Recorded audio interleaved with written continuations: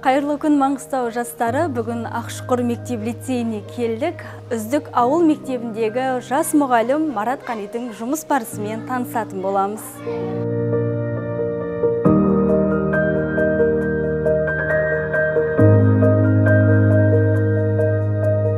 Мен Марат Амандығұлы Қани, Түпқараған ауданы Ақшұқыр мектеп-лицейінің қазақ тілі мен әдебиеті пәні мұғалімімін.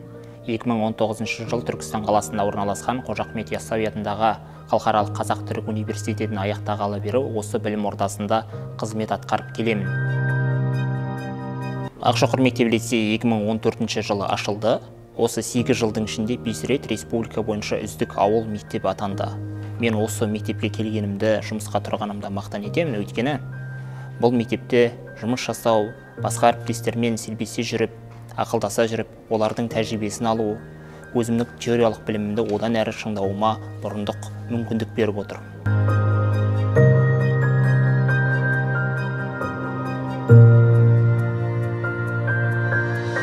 Олай болса, 19 жылы келген Маратпен қазіргі Мараттың айырмашылығы қандай өзгерістер болды, қандай сіздің бастамаңызбен қандай жобалар жүзеге асып жатыр? 19 жылы келген уақытта сарауыз балапан деген түсінік бар ғой, қазақта ештеңе білмеймін, ештеңе түсінбеймін, көп нәрсенің байыбына бармаймын. Қазіргі таңда мұғалім нені білу керек, нені меңгеру керек, сол дүниелерді шама шарқым жеткенше, әл-ауқатым жеткенше үйреніп жатырмын. Үйренгендей болдым, әлі де үйренерім көп, өйткені алдымда үздік мұғалімдер бар. Осы мектептен жалпы айтқан уақытта 4 үздік педагог шыққан. Сондай үздік педагогтар бар мектепте. Осал болу бұл ақылға сыймайтын ұғым деп ойлаймын.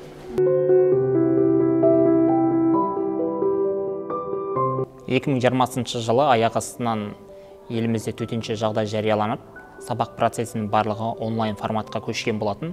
Осы онлайн форматқа көшу барысында мен өзімнің жеке YouTube-тан арнамды ашып, алғашқы сабақтарымды сала бастадым. Алғашқы онлайн сабақтарды салу, дайындау өте қиынға соқты. Жалпы сондай-ақ мемлекет балапан телеарнасы арқылы, еларна телеарнасы арқылы сабақ процестерін жүргізіп отырды. Бірақ бұл сабақтарға менің көңілім толмады, өйткені бұл сабақтардың ішінде оқушыларға тапсырма беріп, және оның жауабы айтылатын еді. Мен деген синхронды және асинхронды форматта сабақ жүргізгеннен кейін YouTube-тағы сабақтарыма көбіне тек қана тапсырмаларды салам, оның жауабын айтпайтын едім. Яғни оқушылар сол бойынша өздері жауап жазып, Мектеп Edu платформасына жауаптарын салуы тиіс болатын. Сондай-ақ осы сабақтарды дайындау барысында бірнеше қиындыққа ұшырадым, өйткені қазақ тілінде ресурстар, контенттер, видео контенттер өте аз еді. Сондықтан ол контенттердің барлығын өзім дайындауыма тура келді.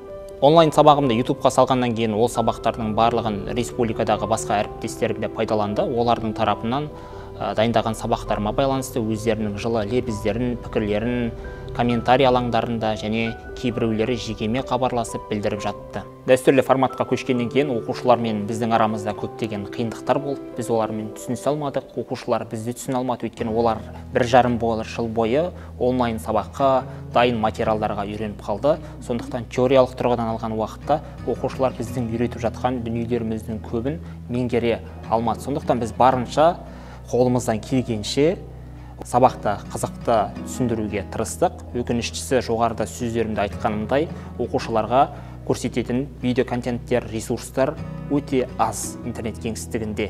Сондықтан біз мұғалімдер осы жағынан көп қиындыққа тап болып жатыр.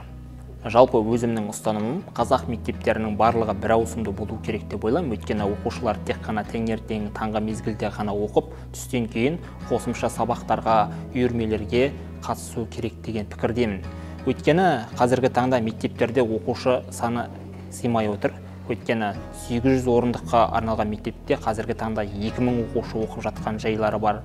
Болмаса бір сыныпта 25, 26, тіпті 30 оқушыға дейін отыр. Олардың барлығы мұғалімнің сабақ беруіне кедергі. Өйткені мұғалім 30 оқушымен жұмыс жасаған тиімді ме, әлде 15 оқушымен жұмыс жасаған тиімді ме деген сұрақ туындайды осындайда. Әрине 15 оқушыға сабақ беретін болса, онда сабақ әлде қайда сапалы болады, әлде қайда білім сапасы жоғары болады. Оқушыларда бастауыштан бастап дайындауымның бір себебі, олар жоғары сыныпқа барған уақытта қандай байқауға, қандай сайысқа салсақ та дайын оқушы болып шығады. Сондықтан оқушыларды бастауыштан бастап дайындаймын. Қазіргі таңда жетістікке жеткен оқушыларым көп. Олар ақындық өнер бойынша, ғылыми жобалар байқауы бойынша түрлі сайыстарға қатысып, жеңіске жетіп жүр. Облыстық, республикалық деңгейде жүлдегер атанды.